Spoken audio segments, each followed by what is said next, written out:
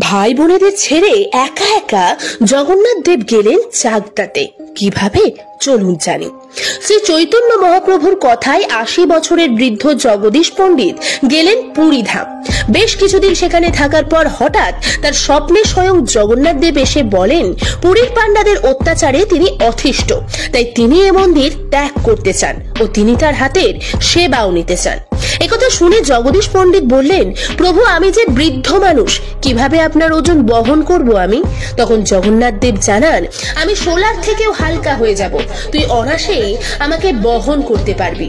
তুই আমায় গঙ্গার কোনো এক তীরবর্তী স্থানে প্রতিষ্ঠা করে দিস, তবে মনে রাখিস আমাকে নিয়ে যাওয়ার পথে যদি কোথাও আমাকে নামিয়ে দিস আমি কিন্তু সেখানেই রয়ে যাব। প্রভুর কথায় জগদীশ পণ্ডিত গেলেন মন্দিরে।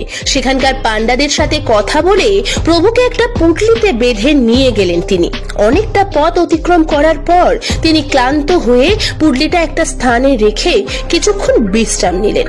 আর তখনই ঘটলো এক অলৌকিক ঘটনা। বিশ্রাম সেরে জগদীশ পণ্ডিত যখন পুঁটলিটা তুলতে যাবে, ঠিক তখন আর পুঁটলিটা কিন্তু উঠল না। পুঁটলি তখন শিলার চেয়েও ভারী। তাকে তোলা তো দূরের কথা, তাকে নড়ানো পর্যন্ত সম্ভব হচ্ছে না। ব্যাস সেই দিন থেকেই পশ্চিমবঙ্গের চাকদার যশোরা গ্রামে প্রতিষ্ঠিত হলেন এই জগন্নাথ মূর্তি। তিনি